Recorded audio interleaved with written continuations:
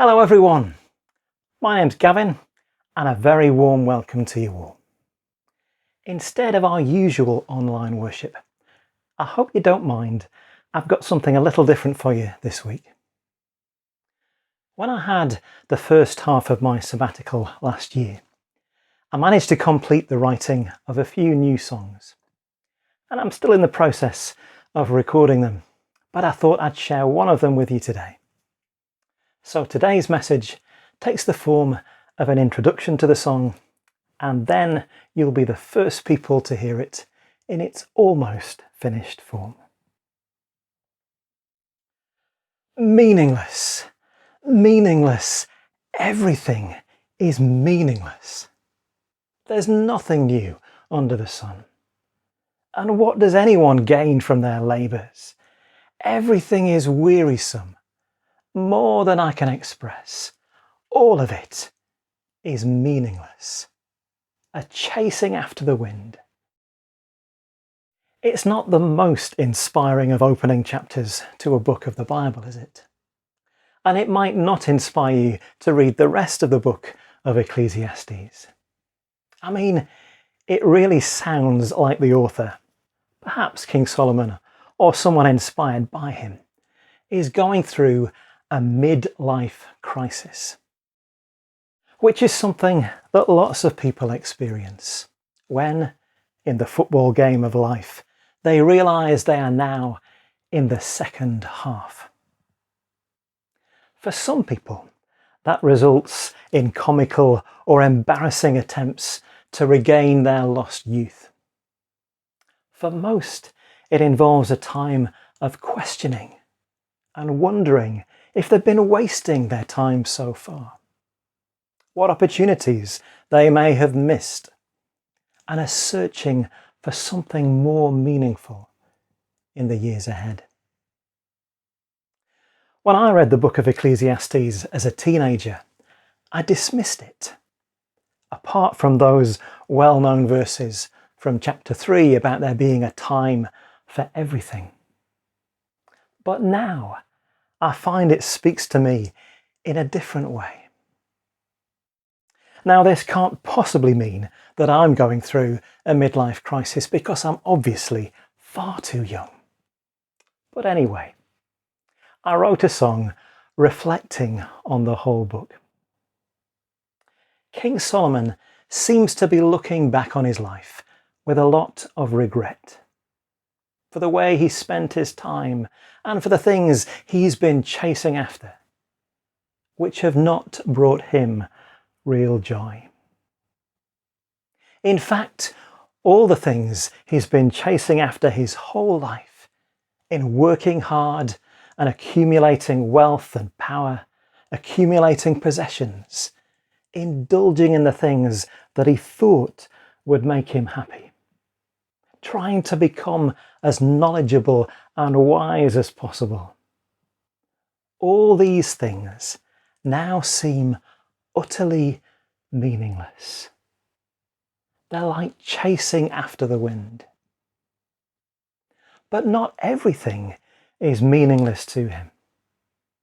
And there is a repeated phrase that we find in a number of the chapters, with very slight different wordings in each, that goes along the lines of, "This is what I have seen to be good.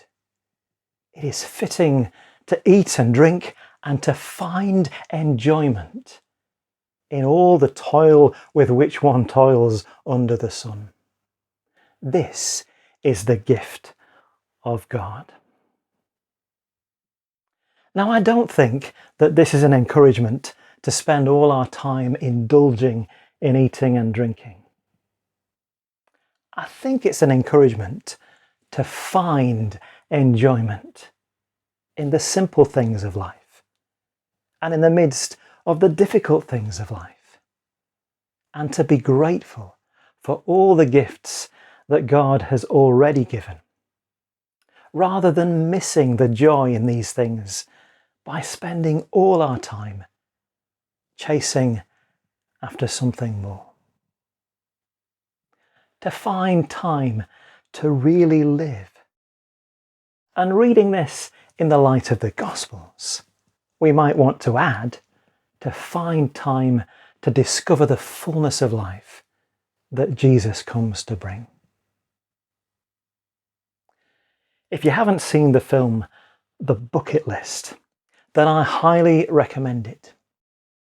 It tells the story of Edward, played by Jack Nicholson, a billionaire businessman, and Carter, played by Morgan Freeman, a car mechanic. They meet in a hospital room while receiving treatment for cancer. And as they get to know each other, they talk about a bucket list. Things they always wanted to do before they kick the bucket. And while in remission, they embark on an adventure to do things like skydiving and climbing mountains and driving racing cars, which is fun for a while, but it doesn't bring lasting joy. This only changes when Edward reads a letter from Carter after Carter dies, in which he says, "I want to ask you to do just one thing for me. Find the joy in your life." And he does indeed find the joy in his life when he's reunited with his daughter, his only remaining family, who he'd never had any time for and had not seen for years and years. And he meets his beautiful granddaughter for the first time. And that final thing on his bucket list, to kiss the most beautiful girl in the world, takes on a completely different meaning. What does it mean for you to find the joy in your life, even in the midst of the tough things, especially in the midst of the tough things? What are the wonderful gifts that God has given us that perhaps we have taken for granted, that we have failed to appreciate while chasing after something else? I do hope that this song will help you to reflect on these things, and it's called Chasing After the Wind.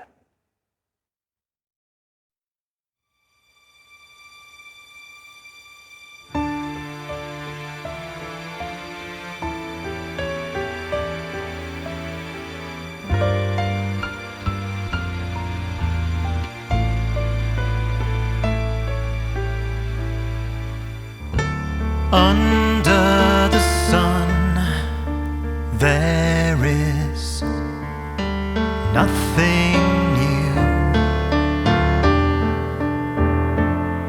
nothing to see or to know.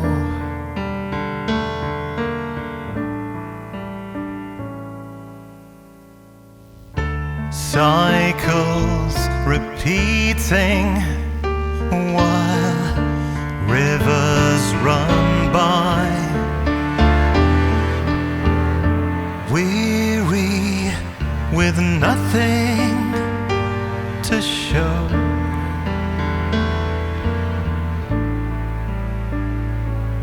As the sunlight fades away on one more precious day, disappearing like shadows. If there's a time for everything, but no time to really live, I'm only chasing after the wind.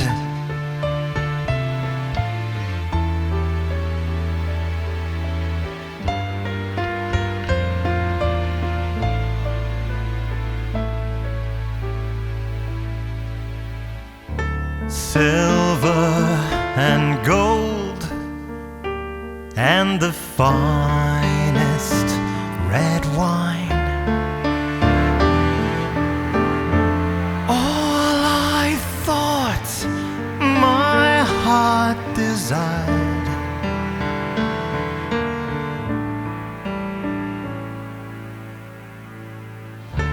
all of my labors, the knowledge I gained,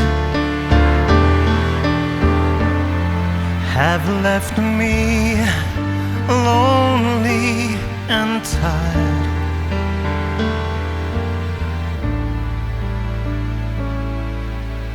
As the sunlight fades away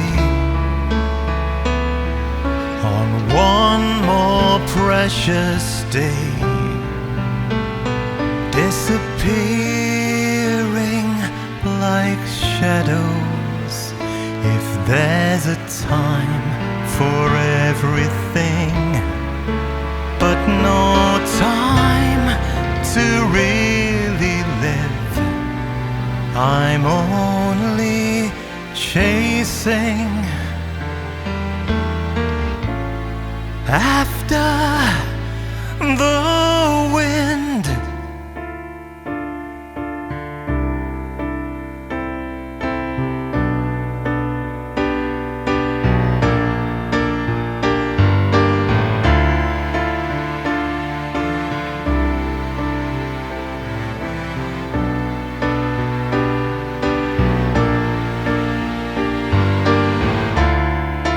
Chasing shadows as the days I spend, seeking treasure at the rainbow's end, and life just feels out of control, an aching void within my soul.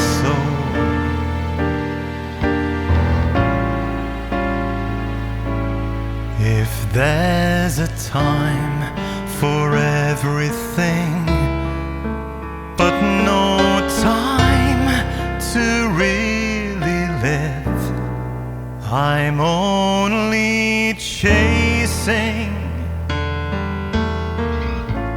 after the wind.